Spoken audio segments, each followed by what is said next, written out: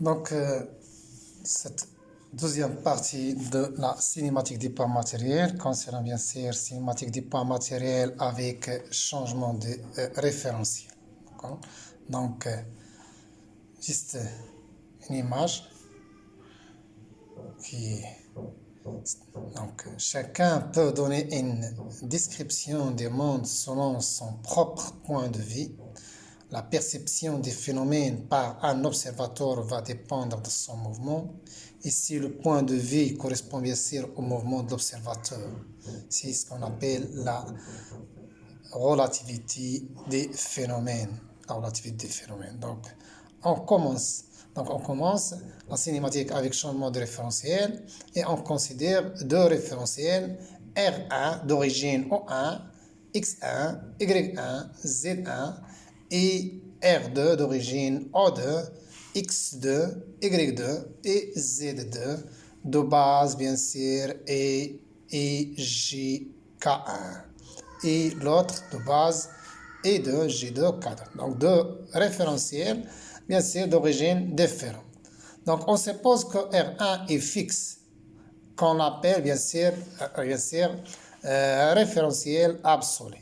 Alors le référentiel R2 est en mouvement par rapport à R1, il est appelé référentiel relatif par rapport au référentiel fixe R1.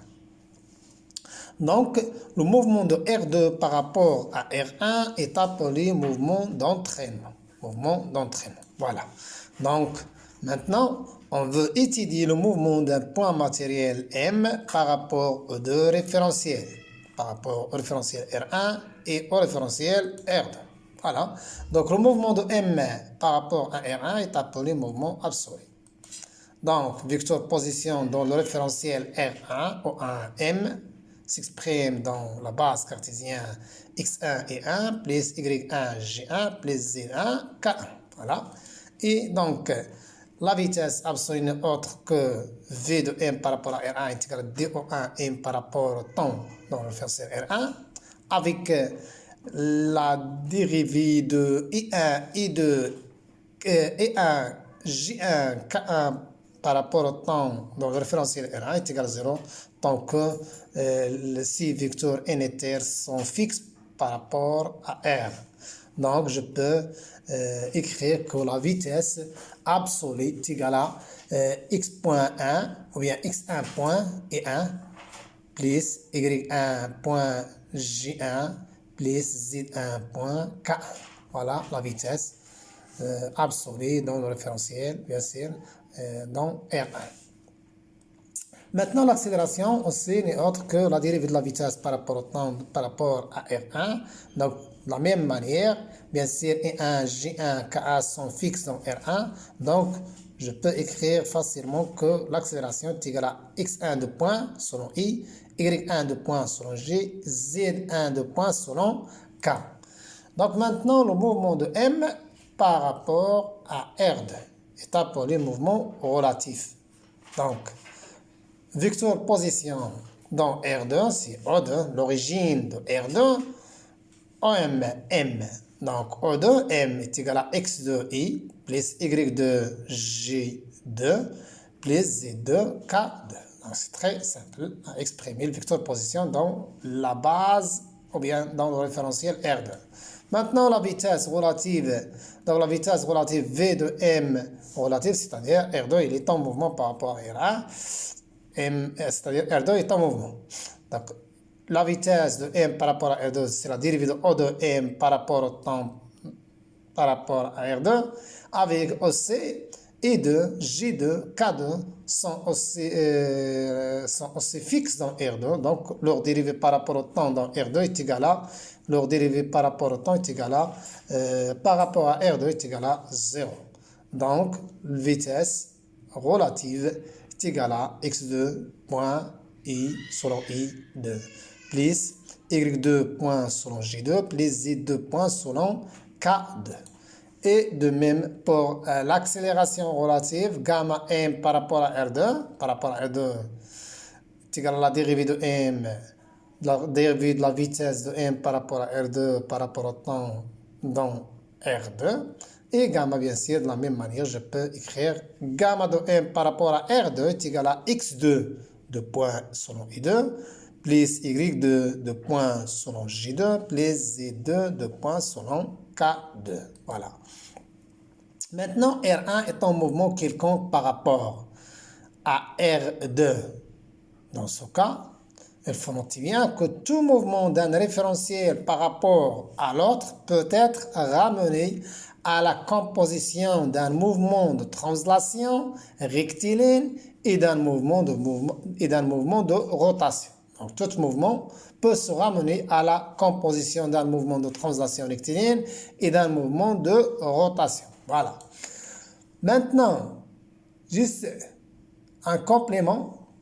Concernant la dérivation en repère mobile, on considère deux référentiels R1 et R2 liés respectivement au repère O1, X1, Y1, Z1 et O2, X2, Y2, Z2 et considérés respectivement par les bases orthonormées E1, J1, K1 et E2, J2, K2.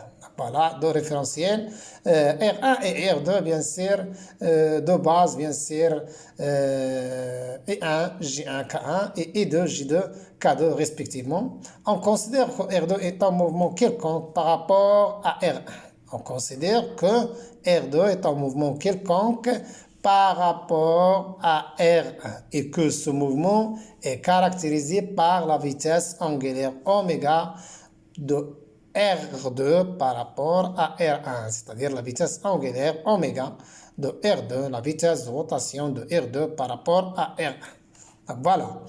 Considérons maintenant un vecteur quelconque A qui s'exprime dans la base R2 sous cette forme X2 I2 plus Y2 J2 plus Z2 K2.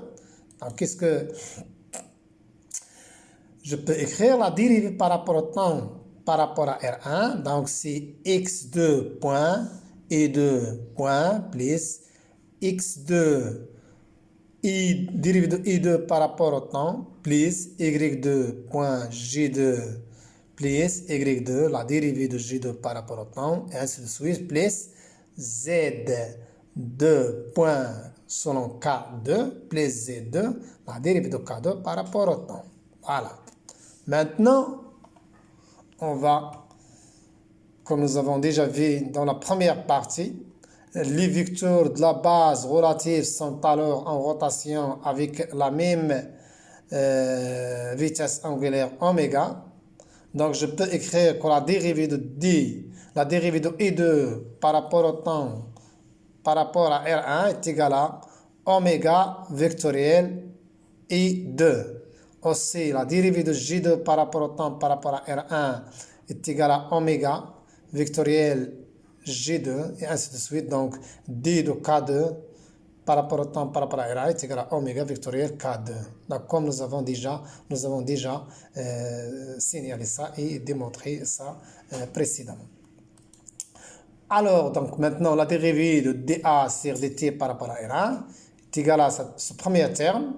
Donc, c'est x2 et2, y2, point bien sûr j2, plus z2 point k2, plus donc x2. Donc, j'ai remplacé d et 2 par rapport au temps par oméga vectoriel e2. De même, y2 fois oméga vectoriel j2 plus z2 fois oméga vectoriel j2. Maintenant, qu'est-ce que je peux faire? Seulement, je peux écrire dérivée de A par rapport au temps par rapport à R1 est égal à la dérivée de A par rapport au temps par rapport à R2, ces trois termes-là, plus ça, je factorise bien sûr par oméga, donc c'est oméga vectoriel x2 et 2 plus y2 j2 plus z2 k2 qui est A, qui est le vecteur A exprimé dans la base R2. Donc voilà, maintenant je peux écrire que la dérivée de A par rapport au temps par rapport à R1 est égale à la dérivée de A par rapport au temps par rapport à R2 plus oméga de R2 par rapport à R1 vectoriel A. Donc voilà, à apprendre ça par cœur pour on va l'utiliser pour démontrer bien sûr les lois de décomposition, des vitesses et des accélérations. Voilà. Maintenant, revenons à notre objectif. Voilà, c'est une autre remarque. Nous notons que c'est une capacité, c'est le cas lorsque R2 est en translation rectiligne par rapport à R1, c'est-à-dire que oméga est égal à 0, c'est-à-dire la dérivée du vecteur unitaire de la base R2, c'est-à-dire E2, J2, K2, sont aussi fixes par rapport à R1, c'est-à-dire leur dérivée est égale à 0. Leur dérivée est égale à 0. Dans ce cas, bien sûr, je peux écrire directement dA sur dt R1 est égal à dA sur dt par rapport à R2. On dit que R2 est aussi galiléen dans le cas d'un mouvement rectiligne, d'un mouvement de translation rectiligne uniforme. Je peux dire que R2 est aussi un référentiel galiléen. Voilà la loi de décomposition des vitesses. Donc on va démontrer ça. Donc vecteur position dans la base R2 s'écrit sous la forme O1M qui est égal à O1 O2 plus O2 M. J'utilise ici la relation de Charles, ni plus ni moins. Et maintenant la dérivée, la vitesse absolue qui est la dérivée de O1M par rapport au temps par rapport à R1 est égale à la dérivée de ce premier terme qui est dérivée de O1 O2 par rapport au temps par rapport à R1 plus la dérivée de O2 de M par rapport au temps par rapport à R1. Maintenant, on va écrire cette expression dans la base R2. Donc, qu'est-ce que je peux écrire? Donc, la dérivée de ça, de O de M par rapport au temps, dérivée de O de M par rapport au temps est égale à, par rapport à R1, est égale à la dérivée de O de M par rapport au temps par rapport à R2, plus oméga de R2 par rapport à R1, plus O de M, comme nous avons démontré dans le diapo précédent. Donc, la vitesse absolue, c'est la dérivée de O de M par rapport au temps par rapport à R2, plus ce terme-là qui est dérivé de O1, O2 par rapport au temps par rapport à R1, plus oméga par rapport à R2, vectoriel R1, vectoriel O2, M. Voilà. Donc, la vitesse absolue, c'est la vitesse relative, plus ces termes-là qui représentent ce qu'on appelle la vitesse d'entraînement. La vitesse d'entraînement, voilà, c'est ce qu'on appelle la loi de décomposition des vitesses qui s'écrit sous la forme suivante. VA est égal à la vitesse relative plus la vitesse d'entraînement. Avec la vitesse relative, c'est la dérivée de O2 de M par rapport au temps par rapport à R2. Et la vitesse d'entraînement, c'est la vitesse absolue de O2 qui est l'origine de R2 par rapport à R1 plus oméga, la vitesse de rotation de R2 par rapport à R1, vectoriel O2M. Bien sûr, ça au moins à apprendre par cœur pour l'utiliser dans les problèmes. Donc la vitesse absolue est égale à la vitesse de M par rapport à R2, donc de M par rapport à R1 plutôt, si c'est R1, est égal à la dérivée de O1M par rapport au temps par rapport à R1, c'est la vitesse absolue des points matériels, Voilà, ça c'est la vitesse du point M par rapport, c'est la vitesse du point M par rapport à R1, Pardon, problème d'enregistrement ici, donc on attend. Voilà, c'est par rapport à R1, voilà. Alors maintenant, la vitesse absolue, c'est la vitesse de M par rapport à R1 qui c'est la vitesse absolue. Donc VR, c'est la vitesse de M par rapport à R2 qui est égale à la dérivée de O de M par rapport au temps par rapport à R2, c'est la vitesse relative du point M matériel. Alors la vitesse d'entraînement, c'est la dérivée de O1, O2 par rapport au temps par rapport à R1 plus oméga par rapport à R2, la vitesse angulaire de R2 par rapport à R1 vectoriel O2 M. Voilà, ça à prendre par cœur. L'entraînement de R2, ça signifie que l'entraînement de R2 par rapport à R1 est caractérisé par quoi? Par la vitesse absolue de O2, la vitesse absolue de O2 et la rotation de R2 par rapport à R1. Voilà l'entraînement de référentiel R2 par rapport à R1. Maintenant, la vitesse d'entraînement, c'est quoi? C'est la vitesse qu'aurait M par rapport à R1 s'il était fixe dans R2. Donc, la vitesse d'entraînement, c'est la vitesse qu'aurait M par rapport à R1 s'il était fixe dans R2. Donc, comment ça? Si M est fixe dans R2, on va déterminer la dérivée de O1 M par rapport au temps par rapport à R1. Donc, avec M, il est fixe dans R2.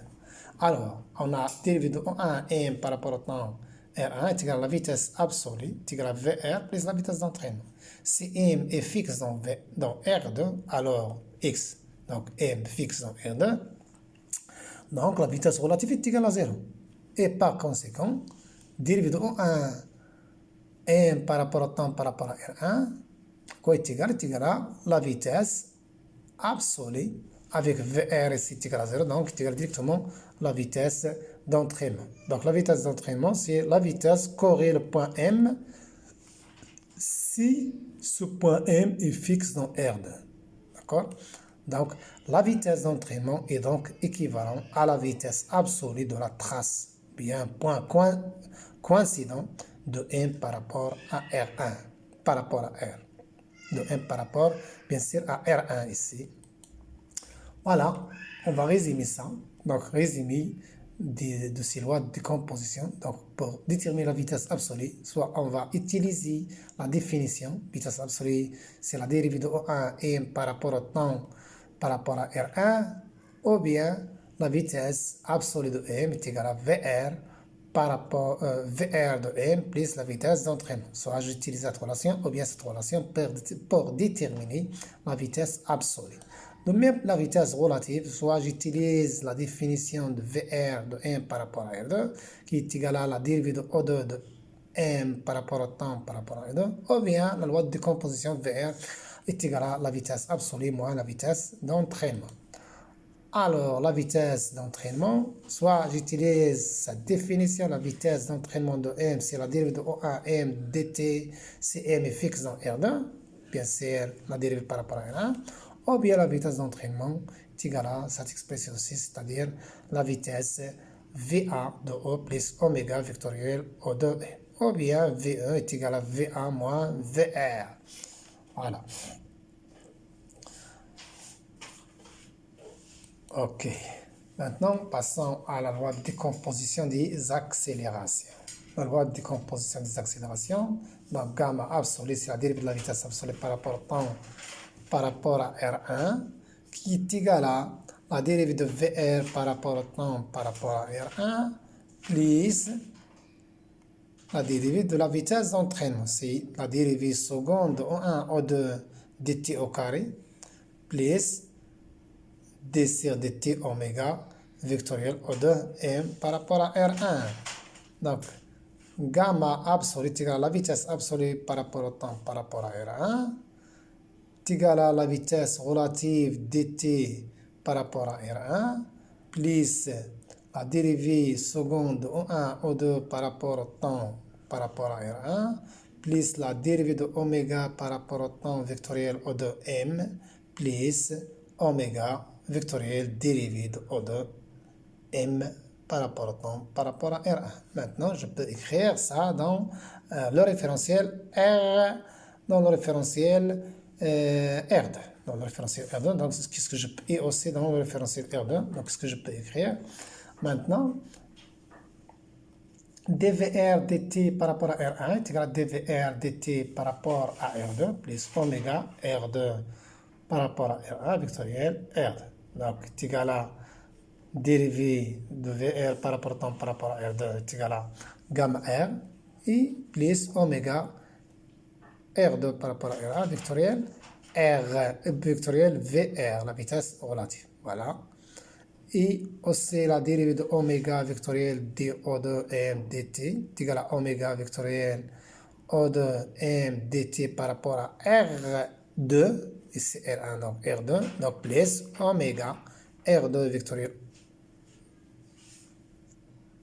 R1 voilà, plus oméga, oméga de R2 par rapport à R1 vectoriel O de M. Donc, j'ai remplacé seulement dérivée de O de M dt par rapport à R1 est égal à la dérivée de O de M par rapport au temps dans R2 plus oméga vectoriel O de M. Voilà. Et donc la dérivée, ou bien oméga de R2 par rapport à R1, vectoriel de O de M par rapport au temps par rapport à R1 est égal à oméga vectoriel VR, oméga vectoriel VR, plus oméga vectoriel O de M. Et je remplace tout ça dans l'expression de gamma absolu. Donc, qu'est-ce que je trouve? Voilà, gamma absolu, donc c'est égal à la dérivée de la vitesse absolue par rapport au temps. Donc c'est égal à la dérivée de la vitesse relative par rapport au temps, plus la dérivée seconde O1, O2 par rapport au temps par rapport à R1, plus la dérivée de oméga de R2 par rapport à R1 dt, plus O de M, plus oméga vectoriel O de M, plus 2 oméga vectoriel V. C'est d'après les expressions des diapos précédents. Maintenant, la loi de décomposition des accélérations s'écrit de la façon suivante. Gamma absolu égale gamma relative plus ce qu'on appelle gamma d'entraînement plus gamma de Coriolis. Avec gamma relative, c'est gamma de M par rapport à R2 qui est égal à dVR dt par rapport à R2, qui est égal aussi à la dérivée seconde de O de M par rapport au temps par rapport à R2. Par rapport à R2, l'accélération d'entraînement, c'est ça. Donc, gamma d'entraînement est égal à la dérivée au carré de O1, O2 par rapport au temps par rapport à R1, plus la dérivée de oméga par rapport au temps vectoriel O de M, plus oméga vectoriel O de M. Et il reste seulement ce terme qui représente bien sûr gamma de Coriolis. L'accélération complémentaire, ou bien aussi appelée accélération de Coriolis, c'est gamma de Coriolis qui est égal à 2 oméga vectoriel VR. De oméga vectoriel VR. Voilà, remarquons que, sachant que VE de M est égal à VA O2 plus oméga R2 R1 vectoriel O de M. On va déterminer la dérivée de V1 par rapport au temps par rapport à R1, quel que soit bien sûr le point M, en fonction bien sûr de gamma d'entraînement et de gamma Coriolis selon. Donc c'est un calcul qui est simple, c'est la dérivée de ces termes-là. Qu'est-ce qu'on va trouver? On va trouver que la dérivée de VE par rapport au temps par rapport à R1 est égale à gamma d'entraînement plus gamma de Coriolis divisé par 2. Gamma de Coriolis divisé par 2 seulement. C'est ça la remarque, c'est que la dérivée de vitesse d'entraînement par rapport au temps, elle est généralement différente aux vitesses, au gamma d'entraînement. Voilà, c'est ça la remarque. L'exemple d'un mouvement, maintenant, rectiligne. Si le référentiel R2 est en translation rectiligne par rapport au référentiel absolu R1, donc la vitesse de rotation angulaire nulle, c'est-à-dire oméga est égal à vecteur nul. Donc la vitesse absolue directement c'est la vitesse relative plus le terme, c'est plus la dérivée de O1 O2 par rapport au temps par rapport à R1. Donc la vitesse absolue c'est la vitesse relative de M plus la vitesse absolue de O2 qui est l'origine de R2. D'accord? Donc gamma absolu est égal à la dérivée de la vitesse relative par rapport au temps par rapport à R2 plus la dérivée de O2, O1, O2 par rapport au temps dans R1. Donc gamma absolu est gamma relative plus gamma absolu de O2. Donc dans le cas lorsque oméga est égal à 0, bien sûr, c'est un cas qui est particulier. Si en plus la vitesse absolue de O2 est égale à constante, donc gamma absolue de O2 est égal à 0. Dans ce cas, bien sûr, gamma absolue est égal à gamma relative. Gamma absolue est égal à gamma relative. Donc, les deux référentiels dans ce cas sont des référentiels galiléens. Et exemple d'un mouvement de rotation uniforme.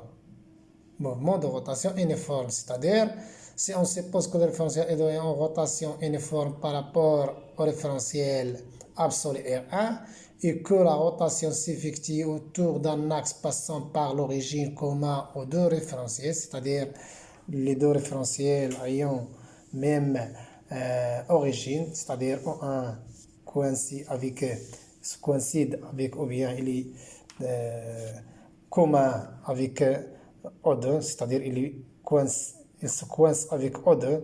Donc, considérons que ces deux origines se représentent par le point O.